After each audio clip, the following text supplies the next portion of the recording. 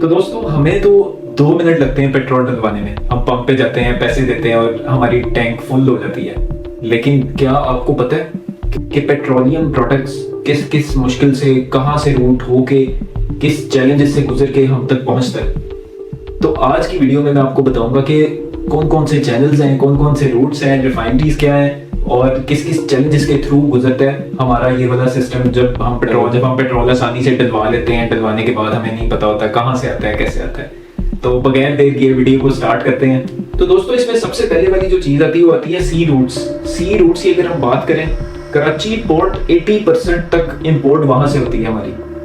और दोस्तों इसके बाद आपको पता है पोर्ट कासिम कराची के जो नियरेस्ट पे है वो 15% तक ऑयल प्रोडक्ट्स को इंपोर्ट करता है। तो दोस्तों अब हम लोग बात करेंगे सोर्सेज ऑफ इंपोर्ट की। सोर्सेज ऑफ इंपोर्ट में सबसे पहले आता है मिडिल ईस्ट।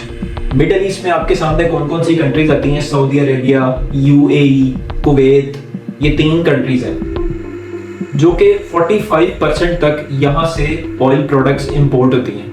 और दोस्तों इसी तरह दूसरे नंबर पे जो आती है कंट्रीज, वो अफ्रीका वाली साइड पे जाएं तो नाइजीरिया और अल्जीरिया आता है जो कि 20% तक की इंपोर्ट वहां से होती है। तो अगर हम बात करें एशियन कंट्रीज की तो उसमें सबसे पहले आता है सिंगापुर और मलेशिया। यहाँ से दोस्तों 15% तक की यहाँ से इंपोर्ट होती है हमारी कंट्री। यूरोप वाली साइड पे जाते हैं तो दोस्तों यहाँ पे आता है नीदरलैंड्स और यूके, जहां से 10% तक की इंपोर्ट्स पाकिस्तान में होती हैं। और अगर हम दूसरे रीजन्स की बात करें जिसमें यूएसए और रशिया आता है, वहां से भी दोस्तों 10% तक की हमारी इंपोर्ट होती है। तो अब चलते हैं दोस्तों दूसरे पार्ट की तरफ जो कि आता है इंपोर्ट मैकेनिज्म। अगर इंपोर्ट मैकेनिज्म की बात करें तो दोस्तों सबसे पहले आता है पाकिस्तान स्टेट ऑयल PSO, जो कि मुल्क की 60% तक की इंपोर्ट्स को मैनेज करता है। प्राइवेट सेक्टर की अगर हम बात करें तो उसमें आता है शेल, टोटल और अटक, जो कि प्राइवेट सेक्टर में इंपोर्ट करते हैं पेट्रोलियम प्रोडक्ट्स।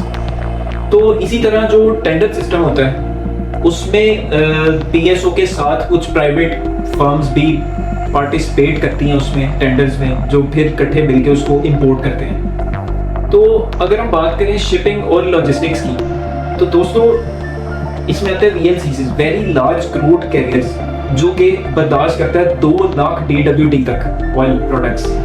तो इसके बाद अगर रीजनल की बात करें कि ट्रक्स यूज होते हैं, वो होते हैं एफ्रामैक्स कैरियर्स, जो कि बर्दाश्त करते हैं 80,000 से लेके 1,20,000 DWT तक। पाइपलाइन ट्रांसपोर्ट की बात करें तो दोस्तों उसमें जो क्रूड ऑयल है वो पोर्ट से रिफाइनरीज तक पाइपलाइंस के थ्रू जाता है। तो अगर हम बात करते हैं कि रिफाइनरीज कौन सी आती हैं, पाकिस्तान रिफाइनरी लिमिटेड आती है, नेशनल रिफाइनरी लिमिटेड आती है, अटक रिफाइनरी लिमिटेड आती है, पाकिस्तान पेट्रोलियम लिमिटेड आता है, और इसके बाद आती है दोस्तों ENI पाकिस्तान, जो कि ये पाकिस्तान में रिफाइनरीज बनी हुई हैं। तो दोस्तों इसके बाद आते हैं चैलेंजेस को हम करेंगे एंड पे डिस्कस, क्योंकि काफी चैलेंजेस का सामना करना पड़ता है पेट्रोलियम इंपोर्टर्स को, जो भी इंपोर्ट करते हैं अपनी प्रोडक्ट्स को। जो रूट्स हैं उनमें किस किस मुश्किलात का सामना करना पड़ता है उसको हम इसके बाद हम डिस्कस करेंगे। तो दोस्तों इसमें जो फ्यूचर प्लान की आती है बात, फ्यूचर प्लान की अगर हम बात करें तो उसमें डोमेस्टिक प्रोडक्शन को बढ़ाने की बहुत सख्त जरूरत है, जो कि पाकिस्तान में प्लान भी किया जा रहा है। और जो इंपोर्ट सोर्सेज है उनको डाइवर्सिफाई करने की जरूरत है, और जो कि पाकिस्तान की रिफाइनरीज हैं उनको भी अपग्रेड करने की बहुत जरूरत है। और इसके बाद जो इंफ्रास्ट्रक्चर आता है पाइपलाइंस का, उसमें भी काफी इंप्रूवमेंट की जरूरत है।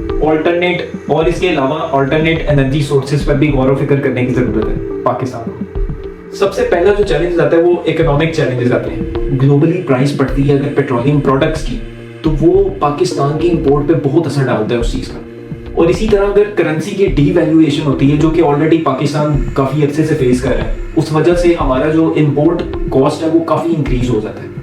और इसी तरह जो सबसे मेजर जो इन्फ्लेशन आया वो प्राइसेस की वजह से आया हुआ है, क्योंकि पाकिस्तान में पेट्रोल की प्राइस बहुत ज़्यादा हाई हो चुकी है और वो कभी नीचे जाती है कभी ऊपर जाती है। तो इसके बाद अगर हम बात करते हैं इंफ्रास्ट्रक्चर चैलेंजेस की, लिमिटेड रिफाइनरी कैपेसिटी है। रिफाइनरीज के बाद मतलब अगर कोई बड़ा ऑर्डर आ जाता है, कुछ बड़ी क्वांटिटी में कोई ऑर्डर आता है, तो वो उसके लिए कैपेसिटी को रखना और करना उसके लिए बहुत मुश्किल है। और जो एजिंग इंफ्रास्ट्रक्चर है, काफ़ी आउटडेटेड चीज़ें हो चुकी हैं जिनको इम्प्रूवमेंट की सख्त ज़रूरत है पाकिस्तान के अंदर। तो जैसा कि अगर हम क्लाइमेट चेंज की, एनवायरमेंटल चैलेंजेस की बात करें तो उसमें क्लाइमेट चेंज आता है, पोल्यूशन आता है और कार्बन एमिशंस आते हैं। और दोस्तों रेगुलेटरी चैलेंजेस की अगर हम बात करते हैं तो उसमें पुअर डिसीजन मेकिंग है, लेट डिसीजन मेकिंग है, जिस वजह से हमें अक्सर औकात इस मुश्किलात का सामना करना पड़ता है कि पेट्रोल की प्राइस हाई हो गई है, पीछे से पेट्रोल नहीं आ रहा है। इस तरह की काफ़ी मुश्किलात का हमें सामना करना पड़ता है इस वजह से। पॉलिसी की जो अनसर्टेनिटी है उसमें जैसे फ्रीक्वेंट चेंजेस आते रहते हैं, जिस वजह से भी इस पेट्रोलियम प्रोडक्ट्स को पहुंचने में और आने में काफ़ी चैलेंजेस फेस करने पड़ते हैं। तो इसके बाद आता है दोस्तों सप्लाई चेन चैलेंजेस। डिपेंडेंस जो है मिडल ईस्ट के ऊपर है और वल्नरेबिलिटी है उनके ऊपर के, इस तरह से जो सिस्टम आप समझ सकते हैं पाकिस्तान का जिस तरह से चल रहा है। सप्लाई डिस्ट्रप्शंस जो अनएक्सपेक्टेड स्टॉप आ जाते हैं, आप कह सकते हैं कि रुकावट आ जाती है अनएक्सपेक्टेड, पता ही नहीं होता कि वो क्या रहा है या किस वजह से रुका है। इस तरह के काफ़ी चैलेंजेस फेस करने पड़ते हैं। क्वालिटी कंट्रोल इसमें आता है दोस्तों, जैसे जो स्टैंडर्ड है वो मीट कर रहा है कि नहीं कर रहा, जब इम्पोर्ट कर रहे हैं तो उसकी क्वालिटी चेक बहुत ज़्यादा ज़रूरी आती है। और इसके अलावा आखिर पे, और दोस्तों इसके अलावा आखिर पे जो आता है वो टेक्नोलॉजिकल चैलेंजेस आते हैं, जिसमें हमें टेक्नोलॉजी को इम्प्रूव करने की ज़रूरत है, उसको कंप्यूटराइज्ड करने की ज़रूरत है, सिस्टम्स को ऑटोमेशन पे शिफ्ट होने की ज़रूरत है। ऑटोमेशन मतलब आप सिस्टम को, जैसे फॉर एग्जांपल कोई मशीन है उसको ऑटोमेट कर देते हैं, वो खुद ब खुद अपना प्रोसेस को रिपीट करती रहती है।